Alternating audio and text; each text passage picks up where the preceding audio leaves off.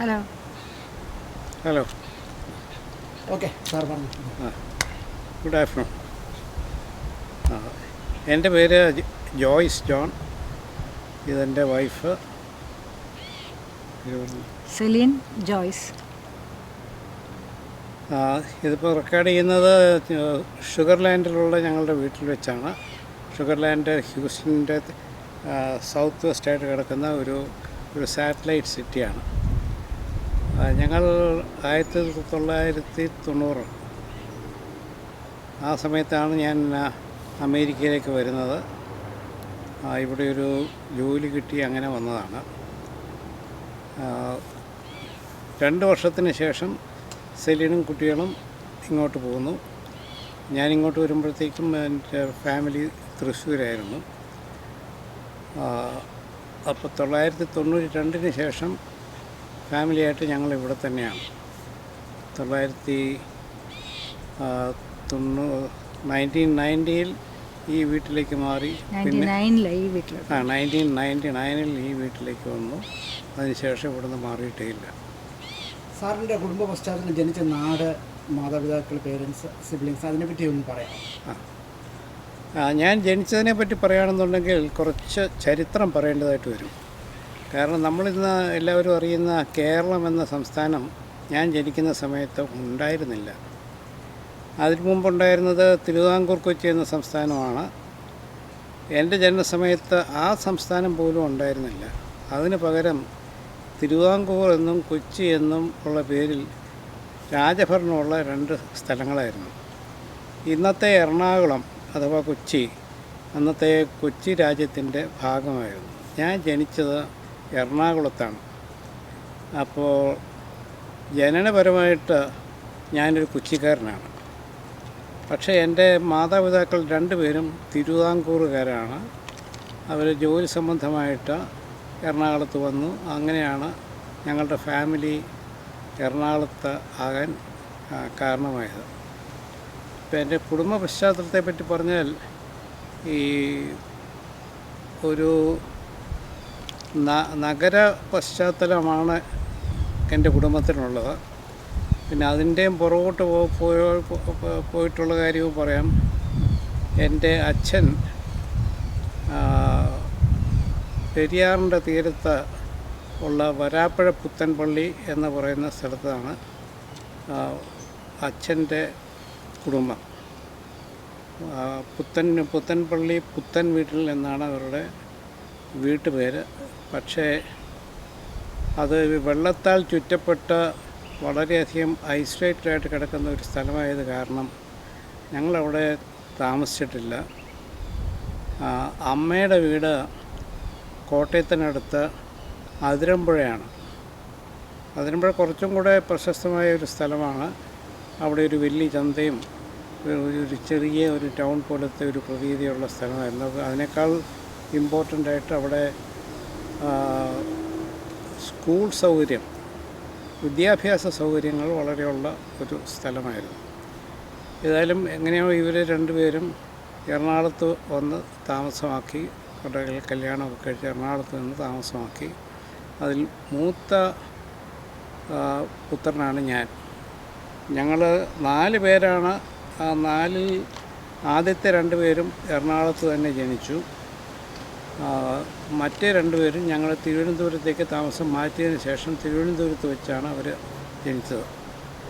അപ്പോൾ എൻ്റെ കുടുംബത്തിലെ മറ്റ് സഹോദരി സഹോദരന്മാരെ പറ്റി പറയുകയാണെന്നുണ്ടെങ്കിൽ ഞാനാണ് ഏറ്റവും മൂത്തത്, ജോയ്സ് ജോൺ.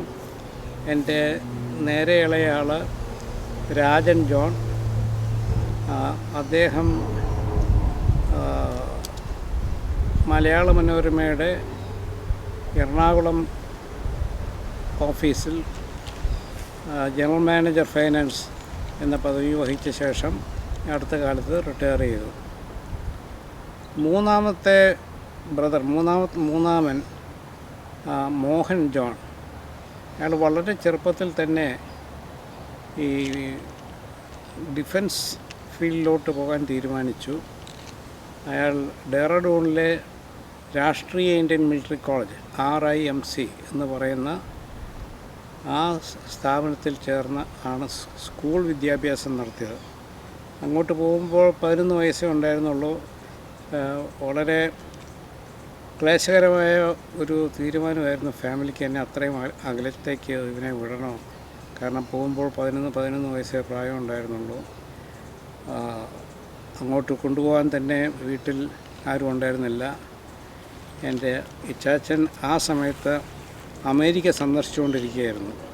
അമേരിക്കൻ ഗവൺമെൻറ്റിൻ്റെ ഒരു സ്പെഷ്യൽ പ്രോഗ്രാമിൻ്റെ ഭാഗമായിട്ട് അമേരിക്കയിലായിരുന്നു. അപ്പം ഞാനും അമ്മച്ചിയും കൂടെയാണ് ഈ അനിയനെ ഡൽഹി വരെ എത്തിച്ചു. അപ്പോൾ ഡൽഹിയിൽ എത്തിയപ്പോഴേക്കും അമേരിക്കയിൽ നിന്ന് ഇച്ചാച്ചൻ മടങ്ങി എത്തി. പിന്നെ ഞങ്ങൾ അവിടെ നിന്ന് ഡെറാഡൂണിലേക്കും പിന്നെ തിരിച്ച് ഞങ്ങൾ മാത്രമായിട്ട് നാട്ടിലേക്കും പോയി. അതേത് വർഷമാണ് സാറിന് ഓർമ്മയുണ്ടോ? അത് നോക്കട്ടെ, 1960. വെരി കറക്റ്റ്, 1960 അത് സംഭവിച്ചത്.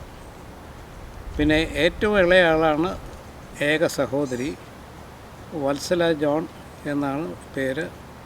കല്യാണം കഴിച്ചിരിക്കുന്നത് പാലായിലാണ്, പാലാ മാങ്കൂട്ടം. അവൾ പഠിച്ചത് ഊട്ടിക്കടുത്തുള്ള ലൗഡേൽ ലോറൻസ് സ്കൂളിലാണ് സ്കൂൾ വിദ്യാഭ്യാസം നടത്തിയത്. അതിനുശേഷം എറണാകുളം സെൻറ്റ് തെരേസാസ്, പിന്നെ ഡൽഹിയിലെ ജവഹർലാൽ നെഹ്റു യൂണിവേഴ്സിറ്റി, പിന്നെ തിരുവനന്തപുരത്തെ സെൻറ്റർ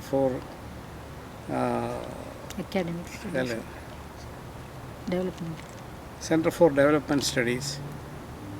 അതിനുശേഷം കുറച്ചു കാലം സെൻറ്റ് തെരേസാസ് കോളേജിൽ ലെക്ചറായിട്ടും സേവനമനുഷ്ഠിച്ചു. പിന്നെ കല്യാണം കഴിഞ്ഞ് അവർ ഡൽഹി യൂണിവേഴ്സിറ്റിയിൽ രണ്ടുപേരും അധ്യാപകരായി. അവളുടെ husband Delhi university faculty of management സ്റ്റഡീസിൻ്റെ ഡീനായിട്ടാണ് റിട്ടയർ ചെയ്തത്. വത്സല ഡൽഹിയിലെ ഇന്ദ്രപ്രസ്ഥ കോളേജിലെ ഒരു പ്രൊഫസറായിട്ടാണ് അവൾ റിട്ടയർ ചെയ്തത്. റിട്ടയർമെൻറ്റിന് ശേഷം അവർ രണ്ടുപേരും ബാംഗ്ലൂരിൽ ഫ്ലാറ്റ് വാങ്ങിച്ച് അവിടെയാണ് ഇപ്പോൾ സെറ്റിൽ ചെയ്തിരിക്കുന്നത്. അപ്പോൾ എൻ്റെ മൂന്നാമത്തെ സഹോദരൻ ഈ ഡിഫൻസിലേക്ക് പോയ ആൾ എയർഫോഴ്സിൽ ചേർന്നു. എയർഫോഴ്സിൽ എയർ വൈസ് മാർഷലായിട്ടാണ് റിട്ടയർ ചെയ്തത്. അവർ ഡൽഹിക്കടുത്ത് ഗ്രേറ്റർ നോയിഡ എന്ന് പറയുന്ന സ്ഥലത്താണ് സെറ്റിൽ ചെയ്തിരിക്കുന്നത്. ഭാര്യയുടെ പേര് ആർഎക്സ്. അവർ ഡെറാഡൂൺകാരിയാണ്. അർമേനിയൻ വംശത്തിൽ അർമേനിയൻ അതെ, അച്ഛൻ അർമേനിയക്കാരനും അമ്മ ആംഗ്ലോ ഇന്ത്യനുമാണ്. എൻ്റെ വിദ്യാഭ്യാസം വളരെ ഒരു ബേബി ക്ലാസ് ലെവലിൽ എറണാകുളത്ത് വെച്ച് തുടങ്ങി. അത് കഴിഞ്ഞാണ് ഈ തിരുവിതാംകൂറും കൊച്ചിയും കൂടെ ഉള്ള സംയോജനം നടക്കുന്നത്. ആ സംയോജനം കഴിഞ്ഞപ്പോൾ തിരുവനന്തപുരം ഈ സ്റ്റേറ്റിൻ്റെ ക്യാപിറ്റലായി. ആ സമയത്ത് എറണാകുളത്ത് എൻ്റെ ഫാദർ ഒരു കരിയർ പ്രൊഫഷണൽ ജേർണലിസ്റ്റാണ്. അപ്പം എറണാകുളത്ത് പല പത്രങ്ങളുടെയും വേണ്ടിയിട്ടും അദ്ദേഹം എഴുതിക്കൊണ്ടിരുന്നു. അതിൽ മനോരമയായിട്ടും ബന്ധമുണ്ടായിരുന്നു.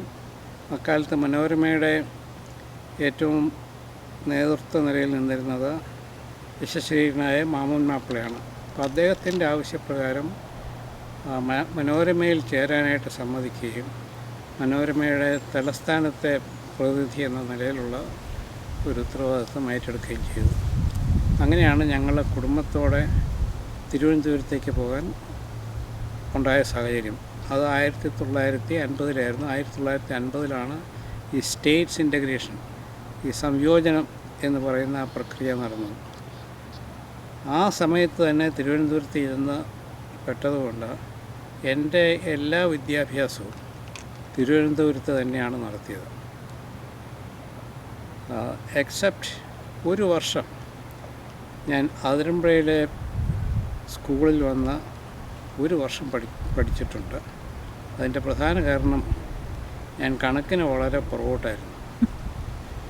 അപ്പോൾ കണക്ക് വീട്ടിലിരുത്തി അമ്മച്ചി കണക്ക് പഠിപ്പിക്കുന്നത് അമ്മച്ചിയുടെ ഇച്ചാച്ചൻ, അതായത് എൻ്റെ വലിയച്ചാച്ചൻ ഒരു ദിവസം കാണാനിടയായി. വലിയച്ചാച്ചന് മനസ്സിലായി ഇത് അധികം മുമ്പോട്ട് പോവുകയില്ല. അതുകൊണ്ട് ഒരു എക്സിക്യൂട്ടീവ് ഡിസിഷൻ എടുത്തു, നീ കൊച്ചിൻ്റെ പെട്ടിയെടുക്കുക, നാളെ കാലത്ത് എൻ്റെ കൂടെ പോവുകയാണ്, ഞങ്ങൾ രണ്ടുപേരും കൂടെ അതിരമ്പുഴയ്ക്ക് പോവുകയാണെന്നുള്ളൊരു തീരുമാനമെടുത്തു. അതിരമ്പുഴ ചെന്നു. അപ്പം വലിയച്ചാച്ചൻ അവിടുത്തെ സ്കൂളിൽ നിന്ന് റിട്ടയർ ചെയ്ത ഒരു അധ്യാപകനും അതിന് പുറമെ വളരെ പ്രശസ്തനായ ഒരു വയലിനിസ്റ്റുമായിരുന്നു. ടി.ഡി. മാത്യു എന്നായിരുന്നു പേര്. അന്നത്തെ കാലത്ത് വളരെയധികം അറിയപ്പെട്ടിരുന്ന ഒരു വ്യക്തിയാണ്. അതിന് എന്നെ അതിരമ്പുഴയിലെത്തിയതിൻ്റെ പിറ്റേ ദിവസം തന്നെ വലിയച്ചാച്ചൻ്റെ പരിചയമുള്ള സ്കറിയ സാർ എന്ന സാറിനെ വിളിപ്പിച്ചിട്ട് പറഞ്ഞു, ഇങ്ങനെ എൻ്റെ കൊച്ചുമകനാണ്, ഇവന് കണക്കിനെ പറ്റി യാതൊരു വിവരവും ഇല്ല, അപ്പം നിൻ്റെ ക്ലാസ്സിലിരുത്തി ഇവനെ ഒന്ന് മെച്ചപ്പെടുത്തി എടുക്കണം. അപ്പോൾ സ്റ്റാൻഡേർഡിലാണ് കൊണ്ടുവന്നറിയാമോ? മൂന്നാം ക്ലാസ്. അപ്പം മൂന്നാം ക്ലാസ്സിന് മുമ്പ് ഇപ്പോൾ രണ്ട് ക്ലാസ് എവിടെ പഠിച്ചു എന്ന് ചോദിച്ചാൽ അത് പഠിക്കുകയും പഠിക്കാതിരിക്കുകയും ചെയ്തു. എറണാകുളത്തൊരു പ്രൈവറ്റ് സ്കൂളിൽ ബേബി ക്ലാസ് പോലെ അറ്റൻഡ് ചെയ്തു.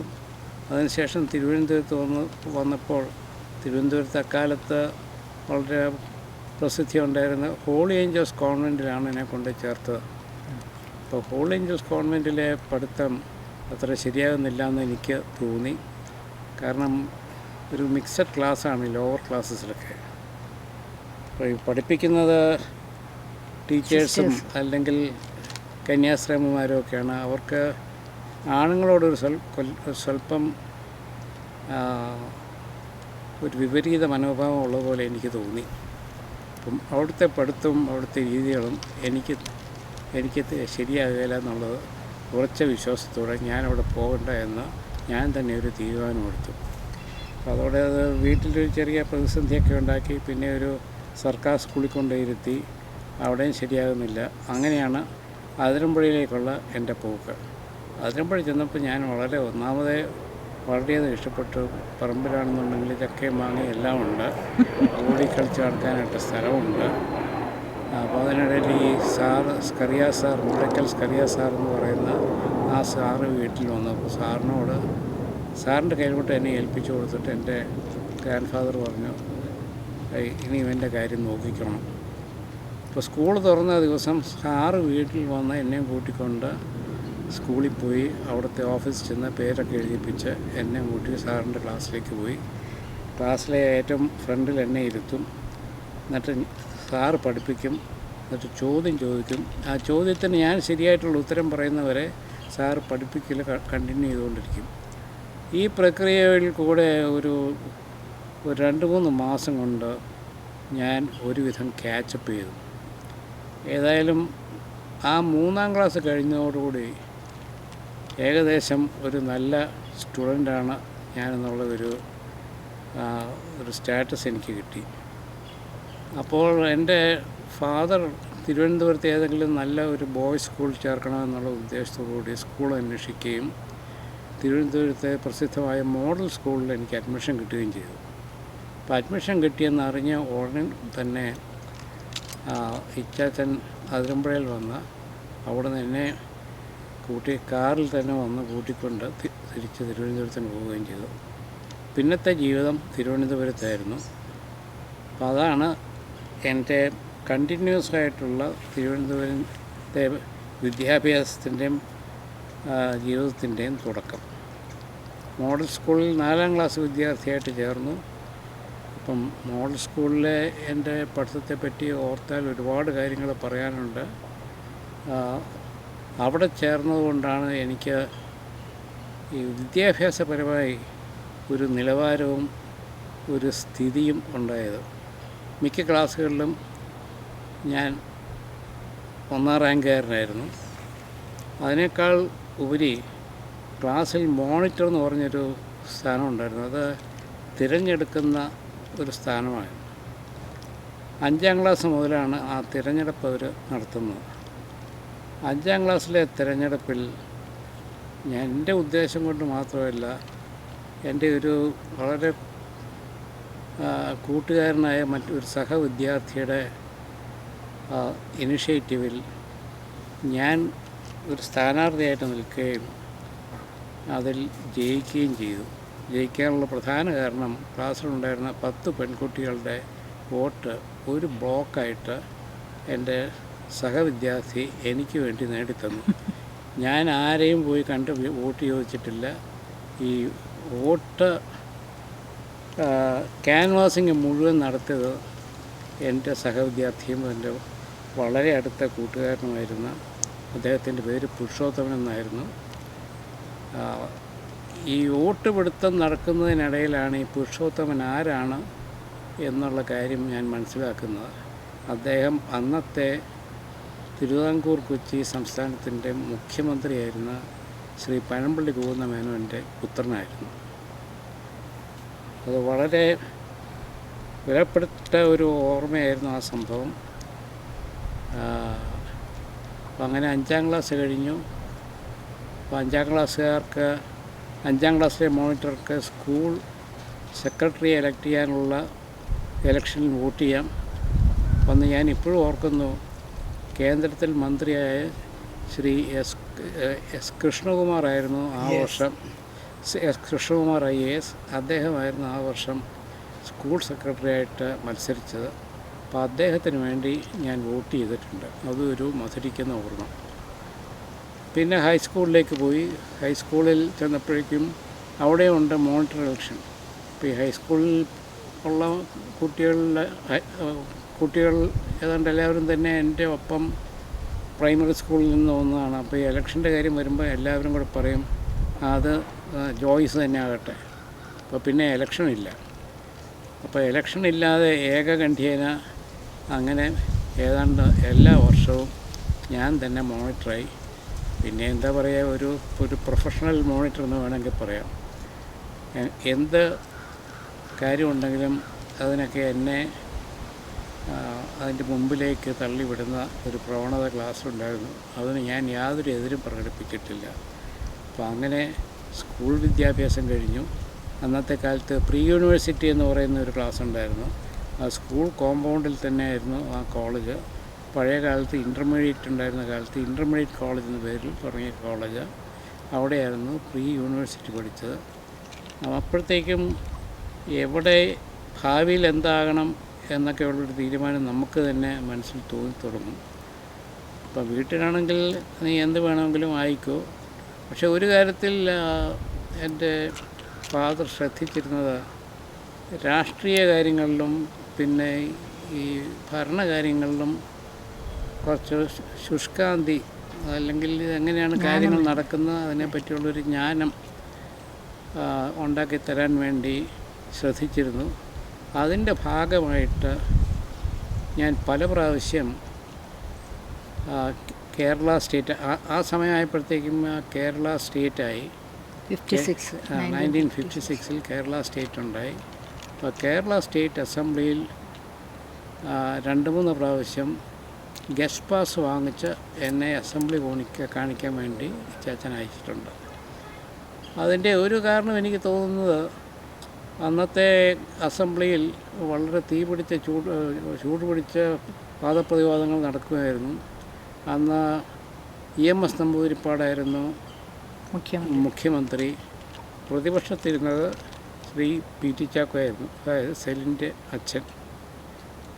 അപ്പോൾ അതൊക്കെ കാണാൻ വേണ്ടി എന്നെ സെക്രട്ടേറിയറ്റിലേക്ക് കൊണ്ടുപോകുമായിരുന്നു ലെജിസ്ലേറ്റീവ് അസംബ്ലിയിൽ. പിന്നെ ഈ IAS എന്ന ആ സംഗതിയോട് ഇച്ചാച്ചന് താല്പര്യമുണ്ടായിരുന്നു തോന്നുന്നു. അപ്പോൾ എനിക്കും അതിൽ താല്പര്യം ഉണ്ടാക്കി തരാനായിട്ട് നോക്കി. പക്ഷേ കണക്കിന് നല്ല മാർക്കും ഇഷ്ടമുണ്ടായിരുന്നതുകൊണ്ട് എൻ്റെ താല്പര്യം എൻജിനീയറിങ്ങിൽ പോകാനായിരുന്നു. അങ്ങനെ എൻജിനീയറിംഗ് കോളേജിൽ, തിരുവനന്തപുരം എൻജിനീയറിംഗ് കോളേജ്, അന്നത്തെ കാലത്തെ ഏറ്റവും പ്രശസ്തമായ കോളേജായിരുന്നു. തിരുവനന്തപുരം എൻജിനീയറിംഗ് കോളേജിൽ പോയി എൻജിനീയറിംഗ് പഠനം തുടങ്ങി. അതിൽ മെക്കാനിക്കൽ എൻജിനീയറിംഗ് ബ്രാഞ്ച് തിരഞ്ഞെടുത്തു.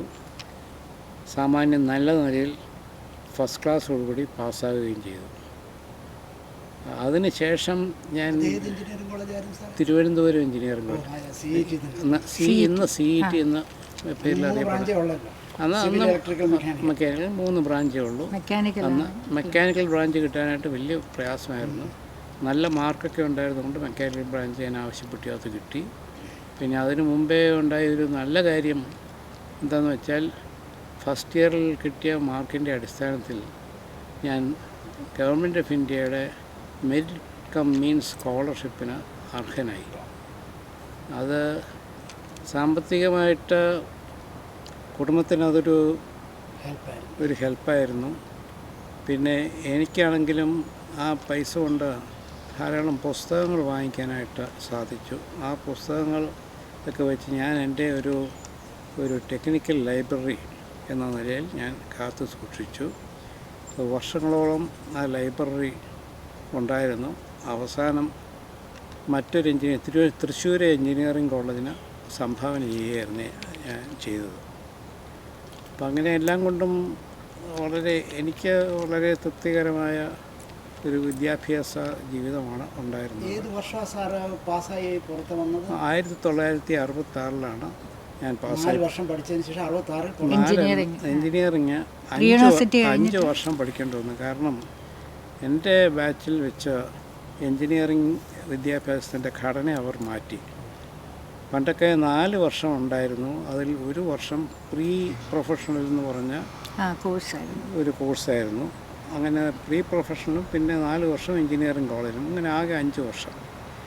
ഞാൻ എഞ്ചിനീയറിംഗ് വിദ്യാഭ്യാസം തുടങ്ങിയ ആ വർഷം അവർ ഈ 5 വർഷവും കൂടെ ഇൻ്റഗ്രേറ്റ് ചെയ്ത 5 ഇയർ ഇൻ്റഗ്രേറ്റഡ് കോഴ്സ് എന്ന് പറഞ്ഞ ഒരു കോഴ്സ് തുടങ്ങി.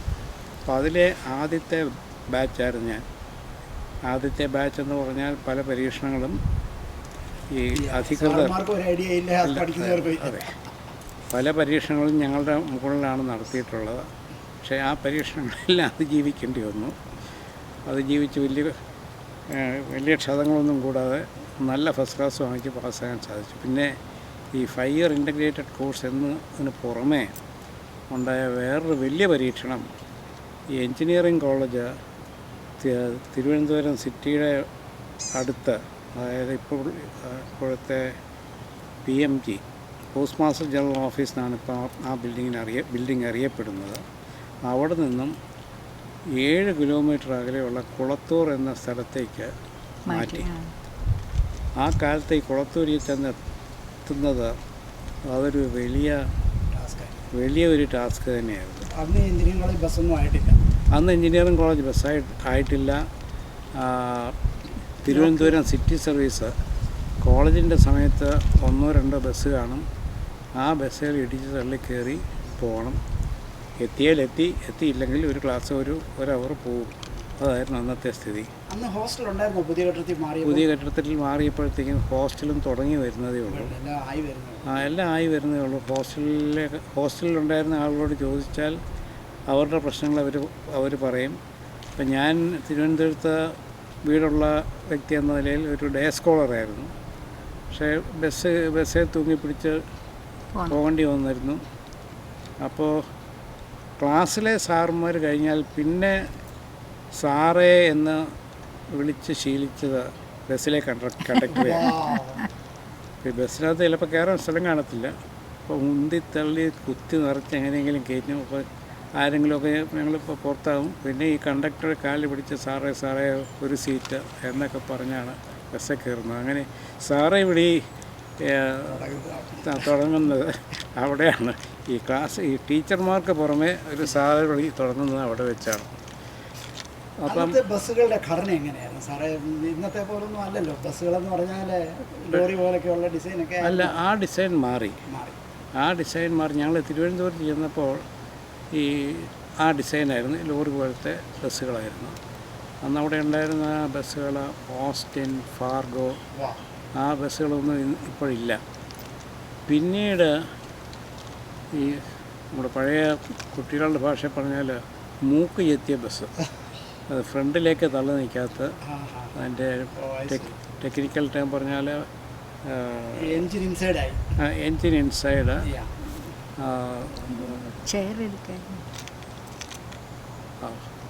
എൻജിൻ ഇൻസൈഡ് ആ ഡിസൈനിലുള്ള ബസ്സുകൾ വരാൻ തുടങ്ങി. അപ്പോൾ എഞ്ചിനീയറിംഗ് കോളേജിൽ ഞാൻ പോകുന്നതിന് മുമ്പേ തന്നെ അത്തരത്തിലുള്ള ബസ്സുകൾ തിരുവനന്തപുരം സിറ്റിയിലൊക്കെ ആയിക്കഴിഞ്ഞു.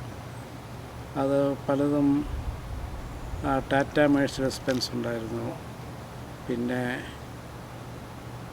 ഓസ്റ്റിൻ ഉണ്ടായിരുന്നു. അപ്പം അധികം മെഴ്സിഡസ് ബെൻസ് ആയിരുന്നു. പിന്നെ ഞാനൊരു 3-ാം വർഷം ആയപ്പോഴും മറ്റുമാണ് കോളേജ് ആദ്യമായിട്ടൊരു ബസ് വാങ്ങിച്ചത്. കോളേജിൽ നിന്ന് ഞാൻ പിരിയുമ്പോൾ കോളേജിന് 2 ബസ്സായി. ആ 2 ബസ്സായപ്പോഴത്തേക്കും കുറച്ചൊരു ആശ്വാസമായി. പിന്നെ കോളേജിൽ ഏറ്റവും കൂടുതൽ അനുഭവിച്ചിട്ടുള്ള ഒരു ബുദ്ധിമുട്ട് ഭക്ഷണമാണ്. അപ്പോൾ ഇതിനെപ്പറ്റി ഈ കോളേജ് പ്രിൻസിപ്പലും കോളേജ് അധികൃതരും ആലോചിച്ച് അവരൊരു ക്യാൻറ്റീൻ അറേഞ്ച് ചെയ്ത് തന്നു. ആ ക്യാൻറ്റീനിലാണെങ്കിൽ നല്ല 1-ാം തരം വെജിറ്റേറിയൻ ഫുഡ് കിട്ടുമായിരുന്നു. പക്ഷേ സിറ്റിയിൽ നിന്നൊക്കെ വരുന്ന ചില എന്താ പറയുക, മേൽത്തരം കുടുംബങ്ങളിൽപ്പെട്ട ആളുകൾക്ക്, കുട്ടികൾക്ക് ആ ഭക്ഷണം, വീട്ടിലെ ഭക്ഷണത്തിൻ്റെ അത്രയും രുചിയില്ല, ക്വാളിറ്റി ഇല്ല എന്നൊക്കെയുള്ള പരാതി, വളരെ നിരന്തരമായിട്ട് പരാതി വന്നതുകൊണ്ട് കോളേജ് അധികൃതർ ആ ക്യാൻറ്റീൻ അടച്ചു പൂട്ടാനായിട്ട് തീരുമാനിച്ചു.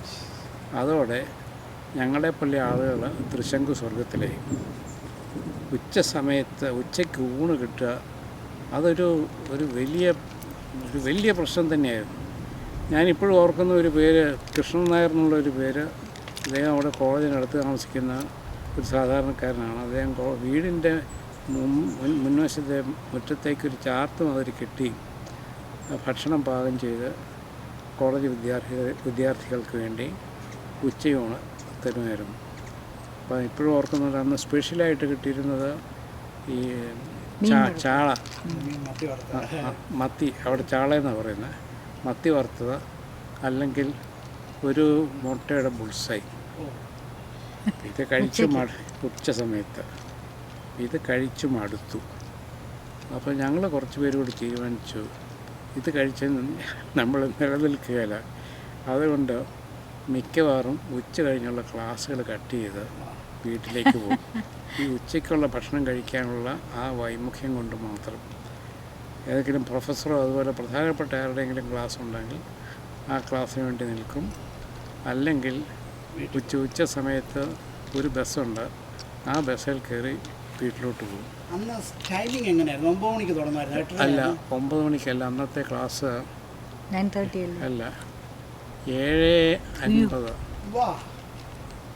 7:50-7:50 8:15 കൃത്യമായിട്ട് ഓർക്കുന്നില്ല. ഏതായാലും വളരെ നേരത്തെ ആയിരുന്നു. അപ്പോൾ 1 മണിയാകുമ്പോൾ 6 മണിക്കൂറാവും. ക്ലാസ് തീരുന്നത് 3:50 ആ സമയത്താണ് ക്ലാസ് തീരുന്നത്. മറ്റ് കോളേജുകളെ അപേക്ഷിച്ച് എഞ്ചിനീയറിംഗ് കോളേജിൽ 1 മണിക്കൂർ കൂടുതലായിരുന്നു ഈ ടോട്ടൽ ടൈം. അതിനിടയ്ക്ക് ഇൻ്റർവെല്ലും. അപ്പോൾ അങ്ങനെ വളരെ സംഭവബഹുലമായിരുന്നു എഞ്ചിനീയറിംഗ് കോളേജ്. പുറകോട്ട് തിരിഞ്ഞ് നോക്കുമ്പോൾ സ്കൂൾ വിദ്യാഭ്യാസവും കോളേജ് വിദ്യാഭ്യാസവും ഒക്കെ അതിനെപ്പറ്റി തന്നെ പറയാൻ ധാരാളമുണ്ട്. ബുക്ക് എഴുതാനുണ്ട്. അതിൽ സ്കൂളിൽ പഠിച്ചിരുന്ന ചില ആളുകൾ ആയിട്ട് ഇപ്പോഴും ബന്ധമുണ്ട്. പക്ഷേ ഞാൻ 4-ാം ക്ലാസ്സിനോടൊപ്പമാണ് തുടങ്ങിയത്.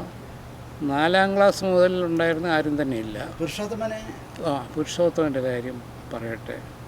പുരുഷോത്തമനെ ഈ സ്കൂൾ വിട്ട് ഞങ്ങൾ 5-ാം ക്ലാസ് കഴിഞ്ഞപ്പോഴേക്കും കേരളത്തിലെ മന്ത്രിസഭ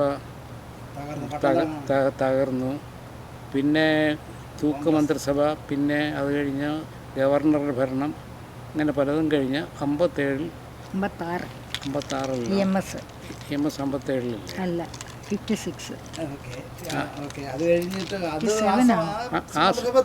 അതെ. അപ്പോൾ അതോടെ ഈ പനമ്പള്ളി ഗോവിന്ദമേനോൻ്റെ ഭരണമൊക്കെ കഴിഞ്ഞു. അപ്പം പുരുഷോത്തമൻ തിരിച്ചുപോയി. തിരിച്ചെങ്ങോട്ടാണ് പോയതെന്ന് അറിയാൻ പാടില്ല. മിക്കവാറും എറണാകുളത്തോട്ടോ. അദ്ദേഹത്തിൻ്റെ വീട്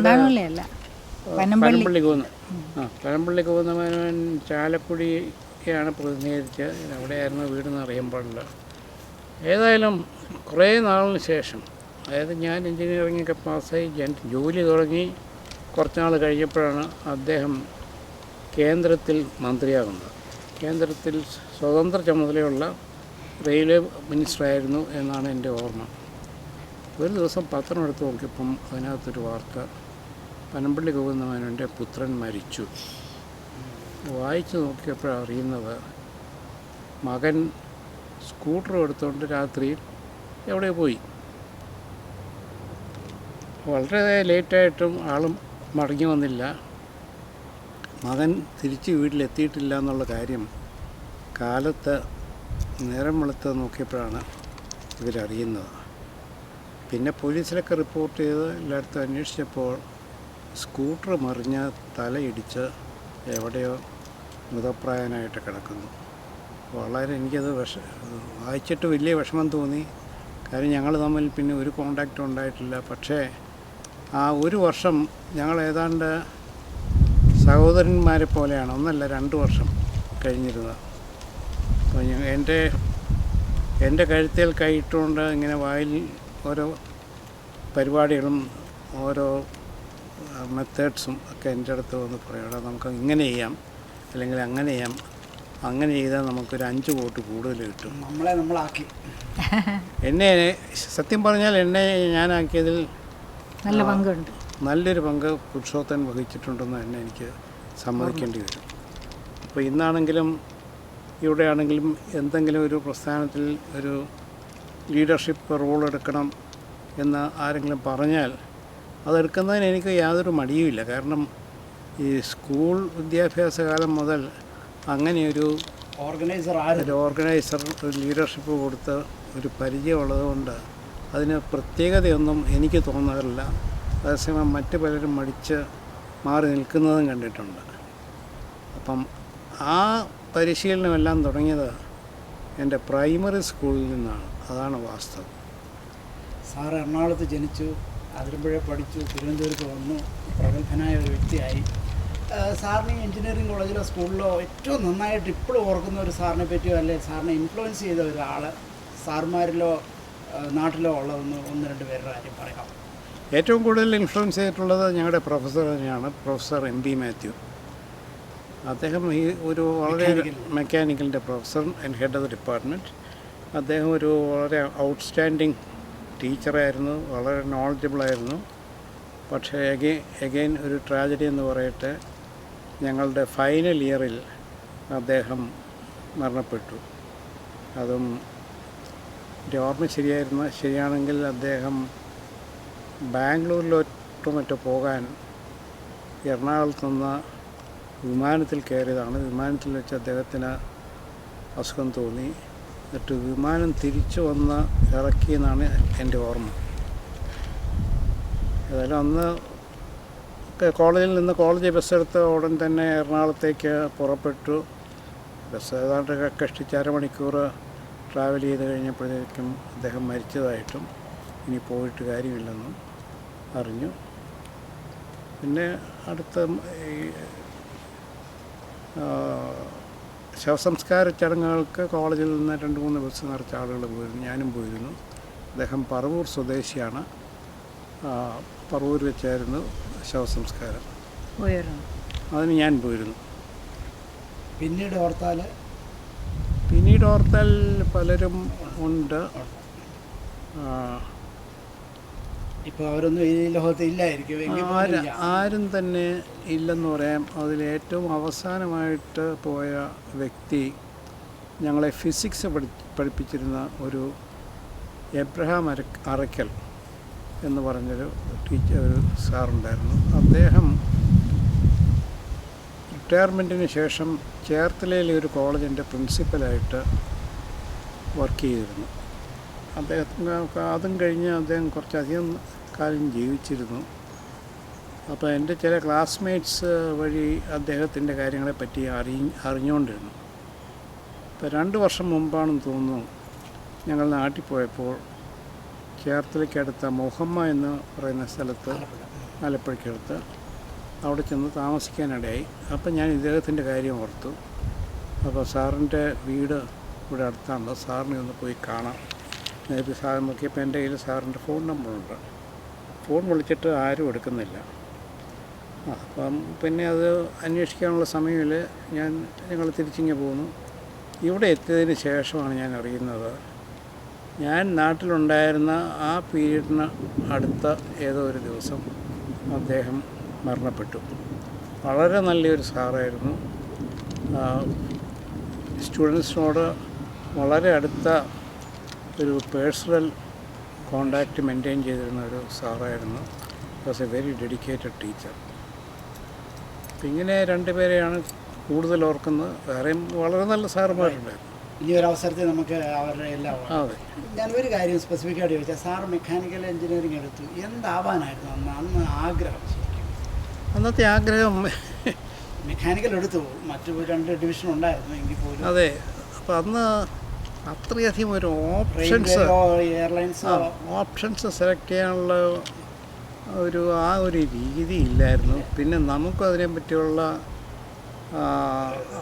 വിവരം അത്ര പോരായിരുന്നു. പിന്നെ അന്നത്തെ കാലത്തൊക്കെ ട്രിവാൻഡ്രം ഇൻഡസ്ട്രി സിറ്റി അല്ലല്ലോ. ട്രിവാൻഡ്രം ഇൻഡസ്ട്രി സിറ്റിയിൽ പക്ഷേ എഡ്യൂക്കേഷന് ഇത്രയും നല്ലൊരു സ്ഥലം വേറെ ഇല്ലയെന്ന് തന്നെ പറയാം. The best place for education. അന്ന് തിരുവനന്തപുരത്തെ എഡ്യൂക്കേഷനിൽ ഈ രണ്ട് ഫീൽഡിലേക്ക് പോകാനായിട്ട് തിരുവനന്തപുരം സൊസൈറ്റി നമ്മളെ പ്രേരിപ്പിച്ചുകൊണ്ടിരുന്നു. ഒന്ന് ഈ ബ്യൂറോക്രസി, അഡ്മിനിസ്ട്രേറ്റീവ് സർവീസ്, അത്തരം പ്രൊഫഷൻസ്. അതെ. 2 ഡിഫൻസ്. അതിൽ താല്പര്യം ഉണ്ടായിരുന്നു. അതിൻ്റെ ചരിത്രപരമായിട്ട് നോക്കിയാൽ തിരുവിതാംകൂർ മഹാരാജാവിൻ്റെ ട്രാവൻകൂർ ആർമി ഉണ്ടായിരുന്നു. അപ്പോൾ അതുമായിട്ട് ബന്ധപ്പെട്ട് ധാരാളം ഓഫീസേഴ്സ് അങ്ങനെയൊക്കെ ഉണ്ടായിരുന്നു. അത് പിന്നീട് മദ്രാസ് റെജിമെൻ്റായി. ഇപ്പോൾ തിരുവനന്തപുരത്തുകാർ പല കുടുംബങ്ങളിലും മിലിറ്ററി ഓഫീസേഴ്സ് ഉണ്ടായിരുന്നു. അപ്പോൾ അതിൻ്റെ ഒരു പുഷും കൂടെ ഉണ്ടായിരുന്നു. പക്ഷേ എൻജിനീയറിങ് കഴിഞ്ഞ ഈ 3 ഇപ്പം സിവിൽ എഞ്ചിനീയേഴ്സ് പീഠംപടി പോവുക, ഇലക്ട്രിക്കൽ എഞ്ചിനീയേഴ്സ് ഇലക്ട്രിസിറ്റി KSEB പോവുക, മെക്കാനിക്കൽ എഞ്ചിനീയേഴ്സ് ഇൻഡസ്ട്രിയിൽ പോകണം എന്നുള്ളതായിരുന്നു ഞങ്ങളുടെ എല്ലാം താല്പര്യം. അപ്പോൾ ഞങ്ങൾ മിക്കവരുടെയും താല്പര്യം ഈ കേരളത്തിന് പുറത്ത് പോവുക എന്നുള്ളതായിരുന്നു. അപ്പം ഞാനും ആദ്യമേ കേരളത്തിന് പുറത്ത് പോയി, അതിന് ശേഷമാണ് തിരിച്ചു വന്നത്.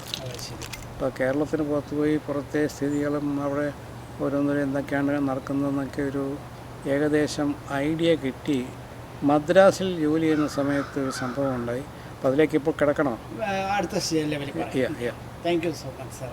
നമുക്ക് ഈ ലെവലിൽ ഇപ്പം കുറച്ച് നേരം ചേച്ചിയെ പറ്റിയൊക്കെ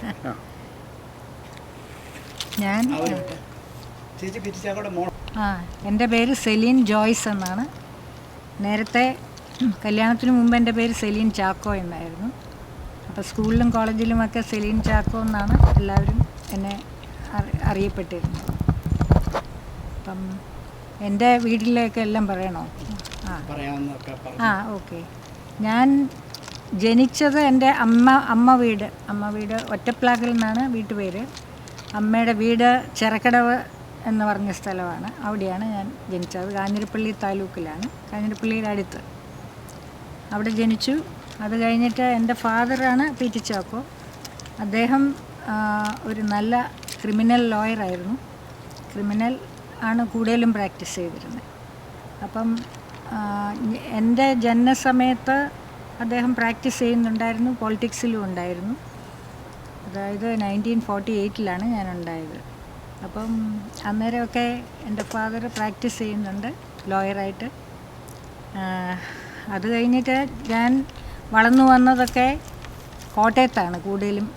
ഞങ്ങൾ പിന്നെ എൻ്റെ സ്കൂളിങ്ങൊക്കെ പ്രൈമറി സ്കൂള്, മിഡിൽ സ്കൂള് അതെല്ലാം കോട്ടയത്താണ്. കാരണം എൻ്റെ ഫാദർ അന്ന് അവിടെ പ്രാക്ടീസ് ചെയ്യുകയും അവിടുത്തെ കോട്ടയം DCC പ്രസിഡൻറ്റും ഒക്കെ ആയിരുന്നു. എൻ്റെ ഫാദർ കോൺഗ്രസ്സിൽ വളരെ ആക്റ്റീവായിട്ട് പ്രവർത്തിക്കുന്നുണ്ടായിരുന്നു. അപ്പോൾ ഞാൻ അവിടെ സ്കൂളിൽ മൗണ്ട് കാർമൽ സ്കൂൾ കഞ്ഞിക്കുഴി എന്ന് പറഞ്ഞ സ്കൂളിലാണ് പഠിച്ചത്. അപ്പോൾ 1ാം ക്ലാസ് മുതൽ 8th സ്റ്റാൻഡേർഡ് വരെ അവിടെ പഠിച്ചു. അപ്പോൾ 8th സ്റ്റാൻഡേർഡിൽ എല്ലാ ബാച്ചിൽ നിന്നും കൂടെ പ്രൊഫിഷ്യൻസി പ്രൈസ് എനിക്കായിരുന്നു. അത് കഴിഞ്ഞിട്ടാണ് എൻ്റെ ഫാദർ മിനിസ്റ്ററായപ്പോൾ ഞങ്ങൾ തിരുവനന്തപുരത്തേക്ക് മാറി. അപ്പോൾ തിരുവനന്തപുരത്താണ് പിന്നെ ഞങ്ങൾ താമസിച്ചിരുന്നത്. എൻ്റെ ഫാദറിന് കിട്ടിയ official residence Ross house, ROSS, Ross house എന്ന പേരുള്ള ഒരു ഗവൺമെൻറ് ഹൗസായിരുന്നു. എൻ്റെ അല്ലല്ല 1961 എൻ്റെ അച്ഛൻ മിനിസ്റ്ററാകുന്നത്. 60 ആണോ 61 ആണോ 60 ആണോന്ന് എനിക്ക് തോന്നുന്നത്. അപ്പം അന്നേരം ആക്ച്വലി ഞാൻ എന്നെ അത് ഞങ്ങൾ 6 പേര് 6 പേരും ട്രിവാൻഡ്രത്തേക്ക് വന്നു. സ്കൂളുകളിൽ പഠിക്കുന്നു. അതെ അതെ അതെ, കോളേജിലും. മൂത്ത ചേച്ചി കോളേജിലായിരുന്നു. എൻ്റെ നേരെ മൂത്ത ചേച്ചി വിമൻസ് കോളേജ്, നേരെ ഓപ്പോസിറ്റ് സൈഡിലായിരുന്നു വിമൻസ് കോളേജ്. അവിടെ ജോയിൻ ചെയ്തു. ഞങ്ങൾ 3 പെൺകുട്ടികൾ ആദ്യമേ, അത് കഴിഞ്ഞിട്ട് 3 ആൺകുട്ടികൾ. ഏറ്റവും മൂത്ത സിസ്റ്റർ ഇവിടെ ഡിട്രോയിറ്റിൽ പീഡിയാട്രിക് ന്യൂറോളജിസ്റ്റ് ആയിരുന്നു. പക്ഷേ ഇപ്പോൾ ഇല്ല കേട്ടോ, മരിച്ചുപോയി. 55 വയസ്സായപ്പം പുള്ളിക്കാരിക്ക് ക്യാൻസർ വന്ന് മരിച്ചുപോയി. അപ്പം എൻ്റെ കാര്യം പറഞ്ഞാൽ എന്നെ ഹോളി ഏഞ്ചൽസ് എന്ന് പറഞ്ഞ വളരെ പ്രസിദ്ധമായ സ്കൂളിൽ ചേർത്തു. അവിടെ ഞാൻ വളരെ ഹാപ്പി ആയിട്ട് പഠിച്ചു. അവിടുന്ന് 10th കഴിഞ്ഞു. 10th കഴിഞ്ഞപ്പം വിമൻസ് കോളേജ്, എനിക്ക് വിമൻസ് കോളേജിൽ ചേരണമെന്നായിരുന്നു. കാരണം എനിക്ക് ഒരു റോഡ് ക്രോസ് ചെയ്താൽ കോളേജിലെത്തും. അപ്പോൾ ഞാൻ എൻ്റെ ഫാദറിനോട് പറഞ്ഞാൽ ഞാൻ വിമൻസ് കോളേജിൽ ചേരാം. അപ്പോൾ എൻ്റെ ഫാദർ പറഞ്ഞല്ല, നീ നമ്മുടെ ഡയസിസിലുള്ള സ്കൂളിൽ പോകണം എന്ന് പറഞ്ഞു, കോളേജിൽ പോകണം. അപ്പോൾ ചങ്ങനാശ്ശേരി ഡയസിസ് ആയിരുന്നു ഞങ്ങൾ. അപ്പോൾ അവിടെ അസംഷനിൽ കൊണ്ടുവന്ന് ചേർത്തു. ഇതിനിടയ്ക്ക് ഒരു ചോദ്യം ചോദിച്ചാൽ, മിനിസ്റ്ററുടെ മോളായിട്ട് സ്കൂളിൽ പഠിക്കുന്ന കാലത്തുള്ള പ്രിവിലേജ് എന്തായിരുന്നു? ആ കാലത്തെ പ്രിവിലേജുകൾ അങ്ങനെ വലിയ പ്രിവിലേജ് ഒന്നും ഇല്ലായിരുന്നു. കാരണം ട്രിവാൻഡ്രം അല്ലേ, ട്രിവാൻഡ്രത്ത് പല മിനിസ്റ്റേഴ്സിൻ്റെയും മക്കൾ അവിടെയുണ്ട്. അങ്ങനെ വലിയ ഹോം മിനിസ്റ്റർ അല്ലായിരുന്നു. അതെ അതെ അതെ. ഞാനത് ഇൻറ്ററപ്റ്റ് ചെയ്തിട്ടുണ്ട്. ഞാൻ സ്കൂളിൽ പഠിക്കുന്ന കാലത്ത് എല്ലാ ക്ലാസ്സിലും ഒരു ക്ലാസ്മേറ്റെങ്കിലും മന്ത്രിയുടെ മകനാണ്. ഏതെങ്കിലും ഒരു മന്ത്രിയുടെ മോൻ കാണും, നമ്മുടെ ഒരു ഫ്രണ്ടായിട്ട്. അല്ല, ആകെക്കൂടെ അതില്ലാതിരുന്ന ഏക ക്ലാസ് സ്കൂൾ ഫൈനൽ സ്റ്റാൻഡേർഡ്. ആ സമയത്ത് ഇവരുടെ മന്ത്രിസഭയായിരുന്നു. മന്ത്രി വരാനായിട്ടൊരു കാരണം കൂടെ ഉണ്ട്. കാരണം ഞങ്ങളുടെ മോഡൽ സ്കൂളിൻ്റെ വളരെ അടുത്താണ് ഈ റോസ് ഹൗസ് എന്ന് പറയുന്ന സ്ഥലം. അപ്പോൾ ഈ റോസ് ഹൗസ് സെലക്ട് ചെയ്യുന്ന മന്ത്രി അവർക്ക് പിള്ളേരെ പഠിപ്പിക്കാൻ കൂടെ വേണ്ടിയിട്ടാണ്. അപ്പം അവരുടെ കുട്ടികളെ പഠിപ്പിക്കാൻ വേണ്ടി ഏറ്റവും ലാസ്റ്റ് ഇവിടെ സെലിൻ്റെ ഇളയ ബ്രദറാണ് ഒരു മകനായിട്ടുള്ളത്. ഇളയ മകനായപ്പോഴത്തേക്കും ഞങ്ങളെല്ലാം പെൺപിള്ളേരല്ലേ. പുള്ളിയെ സയൻസ് സ്കൂളിൽ എങ്ങാണ്ട് വിട്ടു.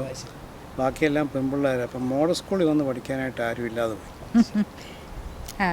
പിന്നെ അതിന് മുമ്പ് ഉള്ള ക്ലാസ്സിൽ ഈ EMS മന്ത്രിസഭയിലുണ്ടായിരുന്ന സ്പീക്കറിൻ്റെ മക്കളാണ്. സ്പീക്കറാണ് അവിടെ റോസ് ഹൗസിൽ താമസിച്ചിരുന്നത്. അദ്ദേഹത്തിന് ട്വിൻ സൺസാണ്. ഇപ്പോൾ 2 മക്കൾ ഞങ്ങളുടെ ക്ലാസ്സിലുണ്ടായിരുന്നു. അപ്പം അതുകൊണ്ട് ഈ റോസ് ഹൗസിൽ പോവുക, അവിടെ പോയി കളിക്കുക, അതൊക്കെ ബ്യൂറോക്രാറ്റ് എല്ലാവരും പരിചയമുണ്ട്, അല്ലെങ്കിൽ എല്ലാവരും നിയർ ബൈ പീപ്പിൾ. അതെ അതെ. ഈ സമയത്തൊക്കെ PC തോമസ് സാർ ഏത് ക്ലാസ് വരെ എത്തിയായിരുന്നു? 7th തോന്നുന്നു സൈനിക് സ്കൂളിലേക്ക് ചേർന്നു. മോഡൽ സ്കൂളിൽ പോയി പഠിച്ചു ആദ്യമേ 7th. അപ്പോൾ അവിടുന്ന് സൈനിക് സ്കൂളിൻ്റെ എക്സാം എഴുതി. അപ്പം എൻ്റെ ഫാദർ അവിടെ ചേരാൻ പറഞ്ഞു. അവിടെ കിട്ടിയതുകൊണ്ട് അവിടെ ചേർന്നു. അപ്പോൾ എന്നോട് അസംഷനിൽ പോകാൻ പറഞ്ഞു. അപ്പോൾ അസംഷനിൽ പോയപ്പം അവിടെ പ്രീ യൂണിവേഴ്സിറ്റി, പിന്നെ 3 ഇയർ BSc, അത് കഴിഞ്ഞിട്ട് SB കോളേജിൽ MSc. അതെ, ഉണ്ടായിരുന്നു. ഞാൻ അവിടെ ഹോസ്റ്റലിലാണ് നിന്നത്. Assumption hostel. അസംഷൻ ഹോസ്റ്റൽ എന്ന് പറഞ്ഞാൽ ഒത്തിരി ഹോസ്റ്റൽസ് ഉണ്ട് അവിടെ. മെയിൻ ഹോസ്റ്റൽ ഞങ്ങളുടെ ആയിരുന്നു, അസംഷൻ ഹോസ്റ്റൽ എന്ന് അതിൻ്റെ പേര്. ചങ്ങനാശ്ശേരിയിലുണ്ടായിരുന്നു ഒരു പന്ന തിയേറ്റർ. പോപ്പുലർ, അത് തന്നെ. തിരുവനന്തപുരത്ത് കുറേ തിയേറ്റേഴ്സ് ഉണ്ടായിരുന്നു. അതിലേറ്റവും അന്നത്തെ കാലത്ത് ഏറ്റവും മുന്തിയ തിയേറ്ററായിട്ട് കൺസിഡർ ചെയ്തിരുന്നത് ശ്രീകുമാർ. അവിടെ ഇംഗ്ലീഷ് പിക്ചർ, അവിടെ ഇംഗ്ലീഷ് പടങ്ങളാണ് വരുന്നത്. പിന്നെ സെൻട്രൽ, പത്മനാഭ, ചിത്ര ഒത്തിരി എണ്ണം ഉണ്ടായിരുന്നു. അപ്പോൾ അസംഷൻ കോളേജിലായിരുന്നു പറഞ്ഞു. അസംഷൻ കോളേജിൽ നിന്ന് തിരുവനന്തപുരത്തേക്കുള്ള ഫ്രീക്വൻസി എങ്ങനെയായിരുന്നു? ട്രാവലിങ് എങ്ങനെയായിരുന്നു പോകുന്നത്? അത് വല്ലപ്പോഴേ പോവുള്ളൂ. അന്ന് ഫോണൊന്നും ഇല്ലല്ലോ, അന്ന് മിക്കവാറും ഫാദർ വരുമ്പോഴായിരിക്കും വന്ന് കണ്ടിട്ടേ പോകുന്നു. വന്ന് എന്നെ കൊണ്ടുപോകാനൊക്കെ വരുമ്പോഴും. അന്ന് ട്രെയിനൊക്കെ ഇങ്ങനെ ഉണ്ടോ? ട്രെയിനിൽ പോയതായിട്ട് ഞാൻ ഓർക്കുന്നില്ല. ഇല്ല, കാറുണ്ട്. അല്ല, കാറുണ്ടെന്ന് പറഞ്ഞാൽ എപ്പോഴും പോവുകയില്ല. ട്രിവാൻഡ്രത്തേക്ക് പോകാനൊക്കെ വല്ലപ്പോഴേ പോവുള്ളൂ. അപ്പം വല്ലപ്പോഴും എന്ന് പറഞ്ഞാൽ ഫാദർ അതിലേക്ക് പോകുമ്പോൾ അവിടെ വരും ഞങ്ങളെ കൊണ്ടുപോകാനായിട്ട്. ചിലപ്പം അല്ലെങ്കിൽ ഏറ്റവും ക്ലോസ് ആയിട്ടുള്ള അങ്കിൾസിനെ ആരെങ്കിലും വിടും. അങ്ങനെ. അതെ അതെ. അത് കഴിഞ്ഞിട്ട് അമ്മമ്മ SB 2 വർഷം കഴിഞ്ഞ് ഏതിലായിരുന്നു? സുവോളജി പോസ്റ്റ് ഗ്രാജുവേഷൻ നടന്നു. അത് കഴിഞ്ഞിട്ട് ആദ്യം BCM കോളേജിൽ എനിക്ക് ലെക്ചറായിട്ട് കിട്ടി. അതേത് വർഷമാണോ? അത് 1968 68 to 69 അവിടെ ലെക്ചറായിട്ട് വർക്ക് ചെയ്തു. അപ്പോൾ അവർ പറഞ്ഞു 1 വർഷത്തെ വേക്കൻസി ഉള്ളെന്നല്ല, 1 വർഷമേ തരുള്ളൂ എന്ന് പറഞ്ഞു. അപ്പോൾ ശരിയെന്ന് പറഞ്ഞു. അതിന് മാനേജ്മെൻറ്റാണ്, പക്ഷേ ഈ ജ്ഞാനായ കാത്തലിക്സിൻ്റെയാണ്. അപ്പോൾ അവർക്കാണ് പ്രിഫറൻസ്. അതെ അതെ, അവർക്ക് പ്രിഫറൻസ് കൊടുക്കും. കാരണം ഇപ്പം വേറെ ആരെങ്കിലും ഉണ്ടെങ്കിൽ അവർക്ക് കൊടുക്കണം. അതിനുവേണ്ടി അവർ ആ വേക്കൻസി വെച്ചുകൊണ്ടിരിക്കുക. അപ്പോൾ അന്നേരം ആരും ഇല്ലായിരുന്നുകൊണ്ട് എനിക്ക് കിട്ടി.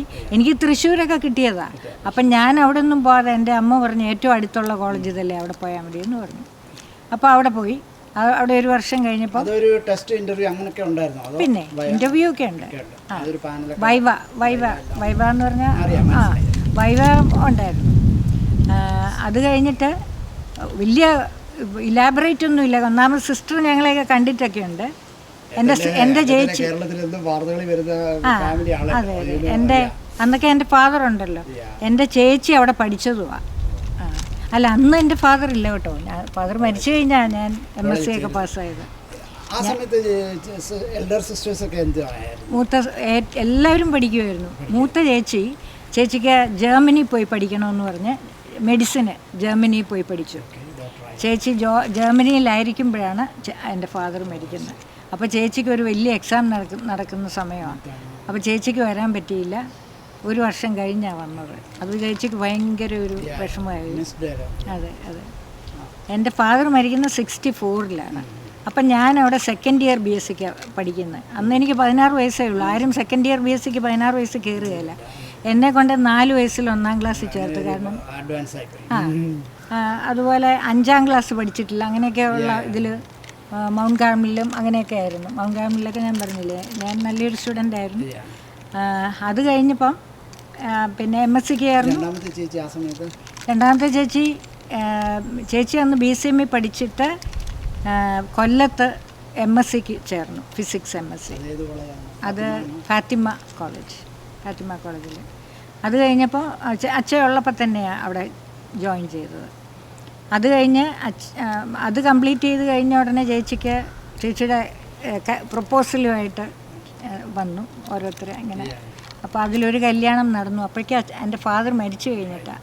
ഫാദർ മരിക്കുമ്പോഴൊക്കെ ഞങ്ങളെല്ലാവരും പഠിക്കുക. എൻ്റെ ഫാദർ മരിച്ചത് 49 വയസ്സിലാണ്. അതെ. ഈ സമയത്തൊക്കെ PC തോമസിൽ ഉണ്ടായ പ്രകടമായ രാഷ്ട്രീയം അവന് 13 വയസ്സേ ഉള്ളായിരുന്നു. ആക്റ്റീവായിരുന്നു. രാഷ്ട്രീയത്തിലല്ല, അവൻ സൈനിക് സ്കൂളിലായിരുന്നു. അവൻ നല്ല സ്റ്റുഡൻ്റ് ആയിരുന്നു, സൈനിക് സ്കൂളിലായിരുന്നു. അപ്പം ഞങ്ങളെല്ലാവരും ഭയങ്കരമായിട്ട് അപ്സെറ്റായിട്ട് കരയുമ്പോൾ ഞങ്ങളെയൊക്കെ ആശ്വസിപ്പിച്ചത് ആളാണ്. അതെ, യങ് ബോയ് ആയിട്ട് പോലും അത്രയ്ക്കൊരു വളരെ മെച്യൂർ ഇതൊക്കെ കാണിച്ചു. ഇത് പെട്ടെന്നുള്ള മരണമാണല്ലോ, ഹാർട്ട് അറ്റാക്ക് ആയിരുന്നു. അതെ അതെ അതെ അതെ. ഞങ്ങളുടെ അവിടെ പലർക്കും ഞങ്ങളുടെ കോളേജിൽ നിന്നൊക്കെ ഞങ്ങളുടെ ആരാണ്ടൊക്കെ വന്നവർക്കൊന്നും എത്താൻ പറ്റിയില്ല. അത്രയ്ക്കാളായി. എൻ്റെ ഫാദർക്ക് ട്രിവാൻഡ്രത്ത് നിന്ന് പോയിരുന്നു, പക്ഷെ അതിൻ്റെ ചാമ്പതിൻ്റെ അടുത്ത് കൂടി എത്താൻ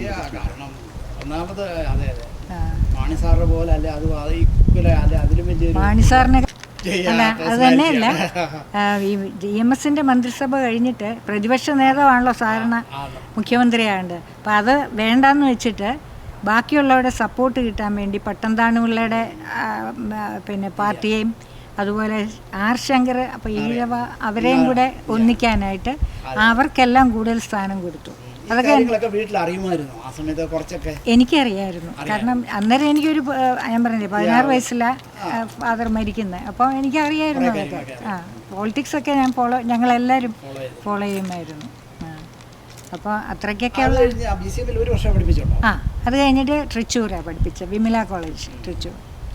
അവിടെ സുവോളജി ലെക്ചറാണ്. അതെ അതെ, ജൂനിയർ ലെക്ചറായിട്ടാണോ ഇവിടെ?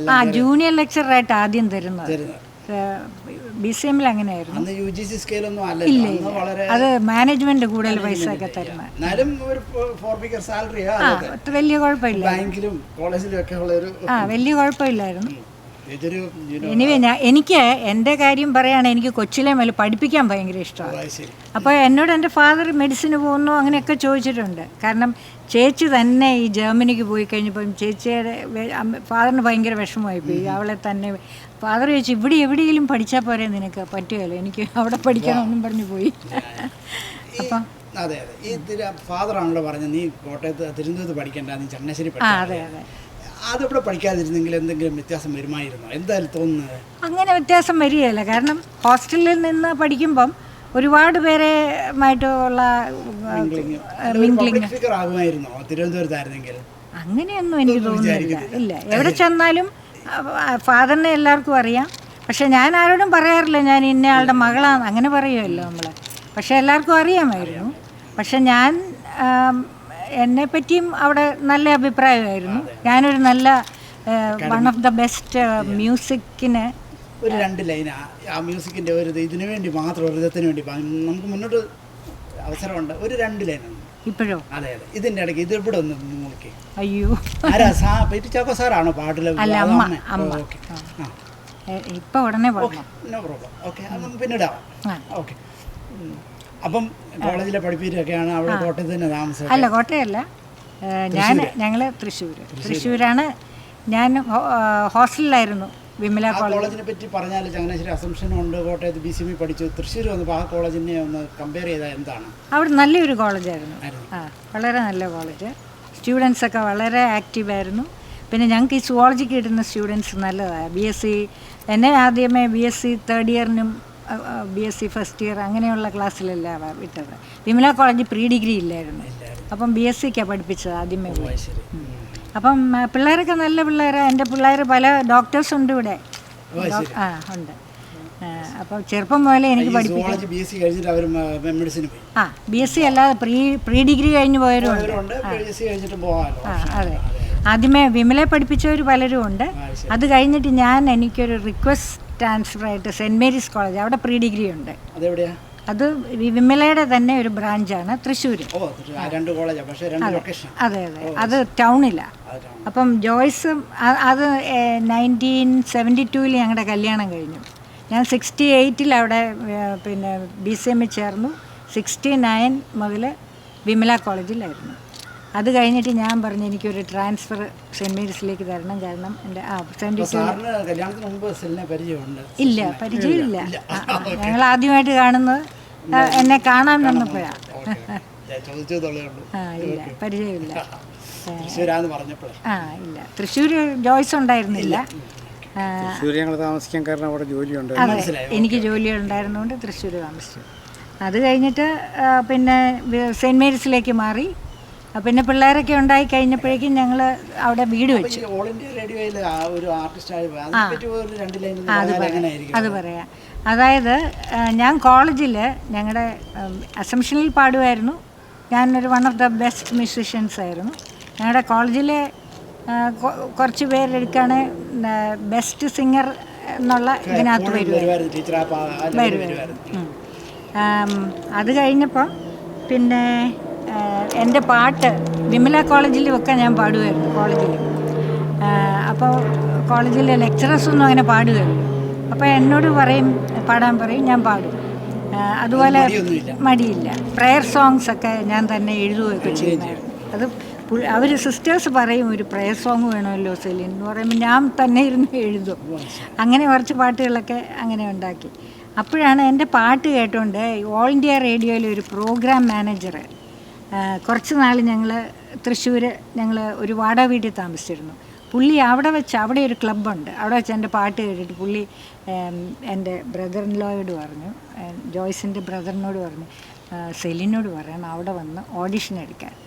അപ്പോൾ ഒന്നും ഞാൻ അതിനൊന്നും പോയില്ല, കാരണം പിള്ളേരുടെ കാര്യമുണ്ട്. പിന്നെ നമുക്ക് കോളേജിന്റെ ഒരു പ്രിവിലേജ്.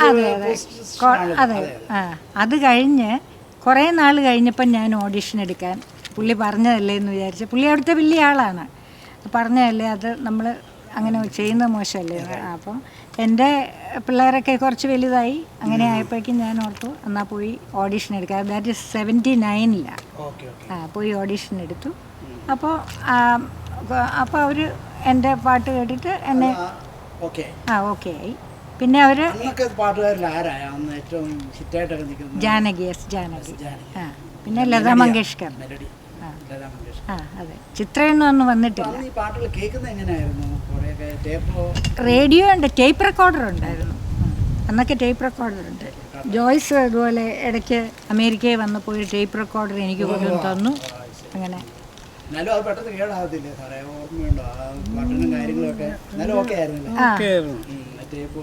അതെ പാനസോണിക്കിൻ്റെ ഒക്കെ ടേപ്പ് റെക്കോർഡർ എന്ന് പറഞ്ഞാൽ ടോപ്പ് ക്വാളിറ്റിയാണ്. വീട്ടിൽ ഈ റെക്കോർഡറോ അങ്ങനെയൊക്കെ എന്തെങ്കിലും ഉണ്ടായിരുന്നോ?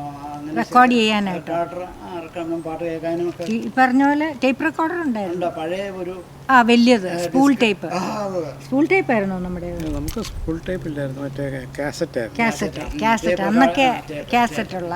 ആദ്യം ഇറങ്ങിയതാണ് ഈ വലിയ സ്പൂളുള്ള. എൻ്റെ ചേച്ചി ഇവിടെ അമേരിക്കയിൽ നിന്ന് കൊണ്ടുവന്നിട്ടുണ്ട്. അമേരിക്കയിൽ നിന്നല്ല, ജർമ്മനി പഠിക്കാൻ പോയിട്ട് വന്നപ്പോൾ. അപ്പോൾ അത് മാഗ്നറ്റിക് ടേപ്പ് തന്നെ കാസറ്റ് മാതിരി ഇറങ്ങാൻ തുടങ്ങി, വളരെ കോമ്പാക്റ്റ് ആയി. അപ്പോൾ സെയിൻറ്റ് മേരീസ് കോളേജിൽ ഞാൻ പഠിപ്പിച്ചുകൊണ്ടിരിക്കുമ്പോഴാണ് ജോയ്സിന് ഇവിടുന്ന് ഒരു ഓഫർ കിട്ടുന്നത്. അങ്ങനെ ആ ഓഫർ എടുത്തു. അടുത്ത ലെവലിൽ പറയാം. പക്ഷേ ഇതിനു മുമ്പ് ആ സഹോദരങ്ങളുടെ ഒന്നുകൂടെ ഈ ടീച്ചർ പഠിപ്പിച്ചുകൊണ്ടിരുന്ന സമയത്തായപ്പോൾ മറ്റവരൊക്കെ എവിടെയൊക്കെ എത്തി? മൂത്ത ചേച്ചി ഞാൻ പറഞ്ഞില്ലേ ഡോക്ടറായി. രണ്ടാമത്തെ ചേച്ചി കല്യാണം കഴിച്ചു. കാഞ്ഞിരപ്പള്ളി കോളേജിലായിരുന്നു ചേച്ചിയുടെ ഹസ്ബൻഡ്. അപ്പോൾ പുള്ളിക്കാരൻ, അവർ രണ്ടുപേരും കാഞ്ഞിരപ്പള്ളി കോളേജിൽ പ്രൊഫസേഴ്സായിട്ട് ജോലി ചെയ്തു. രണ്ടുപേരും ഫിസിക്സ് ഡിപ്പാർട്ട്മെൻറ്റായിരുന്നു. ചേച്ചിയെ ഫാത്തിമ കോളേജിൽ പഠിപ്പിച്ച ആളാണ് പ്രപ്പോസലും കൊണ്ട് വന്നത്. അങ്ങനെയാണ് കല്യാണം നടന്നത്. അത് കഴിഞ്ഞപ്പോൾ ഞാൻ മൂന്നാമത്തെ ആളാണ്. ഞാൻ ഇതുപോലെ പിന്നെ എൻ്റെ നേരെ ഇളയാളാണ് PC തോമസ്. അവൻ സൈനിക് സ്കൂൾ കഴിഞ്ഞിട്ട് ഡിഫൻസിലോട്ടൊന്നും പോകാതെ അവൻ പിന്നെ 11th വരെയുള്ളൂ സൈനിക് സ്കൂളിൽ. അത് കഴിഞ്ഞിട്ട് SB കോളേജിൽ ചേർന്നു, സ്പെഷ്യൽ BSc ഫിസിക്സ് എടുത്തു. പിന്നെ LLBക്ക് പോയി. നല്ലൊരു പോസ്റ്റ് ഗ്രാജുവേഷൻ എടുത്തില്ല, LLB എടുത്തില്ലേ, BSc സ്പെഷ്യൽ BSc LLB ആണ്. അതെ. അപ്പോൾ പുള്ളിക്കാരൻ നല്ലൊരു ലോയറായിരുന്നു. ഒരുപാട് കേസസ് ഉണ്ടായിരുന്നു. അതിനിടയ്ക്ക് ആളുകളെല്ലാം കൂടെ പോളിറ്റിക്സ് ചേരണം, പോളിറ്റിക്സ് വരണം. അതെ. എൻ്റെ ഫാദറിനോട് കോൺഗ്രസ്സുകാർ നീതിയായിട്ട് പ്രവർത്തിച്ചില്ല എന്നൊക്കെ പറഞ്ഞ് കുറേ പേര് ബഹളമൊക്കെ ഉണ്ടാക്കി. അങ്ങനെ ഉണ്ടായതാണ്.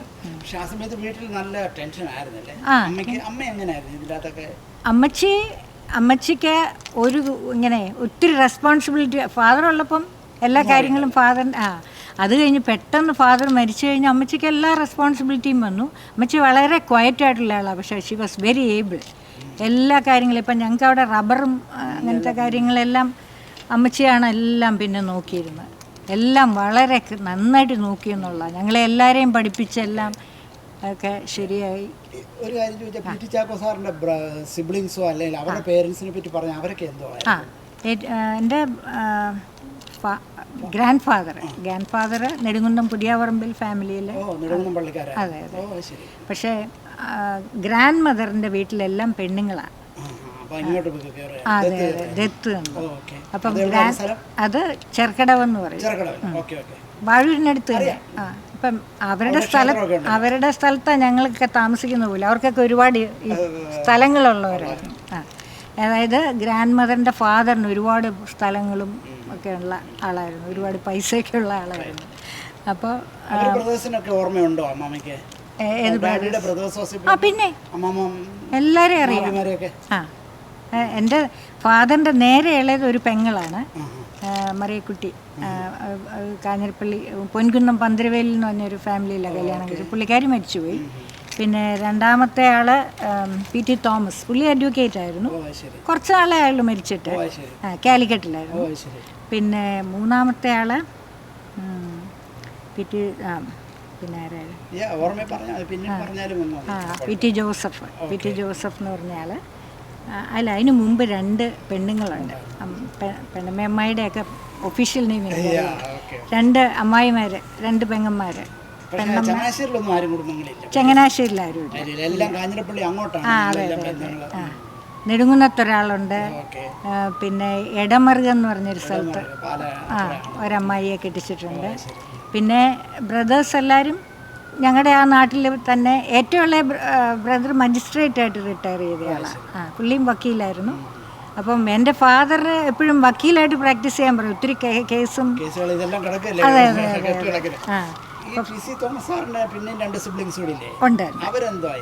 അവർ ഏറ്റവും നേരെ ഇളയാള്. അവന് അധികം പഠിക്കാനൊന്നും പറ്റിയില്ല. അവന് ഇടയ്ക്ക് ചില അസുഖങ്ങളൊക്കെ വന്ന് ഇപ്പോൾ അവന് പാർക്കിൻസൺ-ആയിട്ട് അവൻ ബെഡ്രിഡനാണ്. അവനാണ് കുടുംബത്തിൽ താമസിക്കുന്നത്. ഞങ്ങളുടെ വാഴൂർ ആ സ്ഥലം ചെറുകിടവും വാഴൂരും ഒക്കെ തൊട്ടാണ്. അതിൻ്റെ ഇളയാള് PC തോമസിൻ്റെ നേരെ ഇളയാളാണ് ഇപ്പം ബെഡ്രിഡനാണ് ഞാൻ പറഞ്ഞത്. അവന് 72 വയസ്സുണ്ട്. അവനും ഏറ്റവും ഇളയാളുമായിട്ട് 5 വയസ്സിന് വ്യത്യാസമുണ്ട്. എൻ്റെ ഫാദർ മരിക്കുമ്പം ആ ബ്രദറിന് 4 or 5 വയസ്സേ ഉള്ളൂ. അവൻ ഡോക്ടറാണ്. അവനിപ്പം ദോഹയിലാണ് സ്വന്തം ക്ലിനിക്കായിട്ട്. കുറേ നാളായിട്ട് അവിടെയാണ്. വൈഫ് ഡോക്ടറല്ല, വൈഫ് പിന്നെ അതെ സ്വന്തം. ഡോക്ടർ ജഗൻസ് ക്ലിനിക് എന്ന്. ഇത് കാണുന്ന പ്രേക്ഷകർക്ക് റിലേറ്റ് ചെയ്യാൻ പറ്റും. അതെ, ഡോക്ടർ ജഗൻ എന്ന് പറഞ്ഞാൽ അവിടെ എല്ലാവർക്കും തന്നെ അറിയാം. PT ചാക്കോ ബ്രദറാണ്. അതെ. ജഗൻ ചാക്കോ എന്നാണ് അവൻ്റെ പേര്. അവർക്ക് പിന്നെ ഇവിടെ വരുമ്പം താമസിക്കാനായിട്ട് പിന്നെ തേവരയിലൊരു വീടുണ്ട്. അപ്പോൾ ഇടയ്ക്കിടയ്ക്ക് അവൻ്റെ അമേരിക്ക പല പ്രാവശ്യം വന്നിട്ടുണ്ട്. രണ്ടാമത്തെ PC തോമസ് സാറ് വന്നിട്ടുണ്ട് 2 പ്രാവശ്യം. എന്തോ ഇപ്പോൾ ഒത്തിരി നാളായി വന്നിട്ട്. 2 പ്രാവശ്യം വന്നിട്ടുണ്ട്. ഞങ്ങളുടെ മറ്റേ വീട്ടിൽ വന്നിട്ടുണ്ട്. ഈ വീട്ടിൽ വന്നിട്ടുണ്ടോ? ഇല്ലെന്ന് തോന്നുന്നു. മറ്റേ വീട്ടിലാണ്. ഞങ്ങൾ ഫസ്റ്റ് കോളനിയിൽ ആദ്യം താമസിച്ചിരുന്നത്. അവിടെ വന്നിട്ടുണ്ട്. രണ്ടാമത്തെ ബ്രദർ ഞാൻ പറഞ്ഞില്ലേ, അവൻ ഇപ്പം കിടപ്പാണ്. മൂന്നാമത്തെ ബ്രദർ പല പ്രാവശ്യം വന്നിട്ടുണ്ട്. സക്സസ്ഫുൾ ആയ ഗ്രാൻഡ് ചിൽഡ്രൻ ആരുണ്ട് PT ചാക്കോയുടെ? മക്കള് നിങ്ങൾ വളരെ സക്സസ്ഫുൾ ആണ്. എല്ലാവരും വളരെ അറിയപ്പെടുന്നതായിട്ട് പറഞ്ഞാൽ ഗ്രാൻഡ് ചിൽഡ്രനിൽ എൻ്റെ മക്കളുടെ കാര്യം മതിയോ? എൻ്റെ മോൻ നല്ലൊരു ലോയറാണ്. അവൻ സ്വന്തം കോർപ്പറേറ്റ് അല്ല, അവൻ ഇവിടെ പഠിച്ചു. കുറച്ച് LLM പഠിച്ചു. LLB അവിടെ പഠിച്ചു. അതായത് പ്രീ ഡിഗ്രി കഴിഞ്ഞിട്ട് അവിടെ LLBക്ക് കയറായിരുന്നു. അപ്പോൾ അവൻ അവിടെ ചേർന്നു. അത് കഴിഞ്ഞിട്ട് അവൻ പിന്നെ LLB കഴിഞ്ഞിട്ട് അവൻ ഇവിടെ വന്ന് LLM ചെയ്തു. അത് കഴിഞ്ഞിട്ട് ഇപ്പം സ്വന്തം പ്രാക്ടീസാണ്. നല്ല പ്രാക്ടീസാണ്. അമേരിക്കൻ ലോയറാണ്. അമേരിക്കൻ ക്വാളിഫിക്കേഷനാണ്. ഇന്ത്യയിലെ ക്വാളിഫിക്കേഷനും ഉണ്ട്. ഇപ്പം ഇവിടുത്തെ ക്ലയൻസ് ഉണ്ട്. ഇവിടുന്ന് അവിടെ പോയി ബിസിനസ് ചെയ്യുന്ന. അവനിവിടെ കഴിഞ്ഞ കൊല്ലം അവനെ ഏറ്റവും കൂടുതൽ ഇളയ മോൻ കാലിഫോർണിയയിലുണ്ട്. മറ്റവനാണ് കൂടുതൽ വരുന്നത് ഇവിടെ. അവനിവിടെ ക്ലയൻസൊക്കെ ഉള്ളതുകൊണ്ട് ടെക്സസിലല്ല, വേറെ ബോസ്റ്റൺ. അപ്പോൾ ഇവിടെ വരും.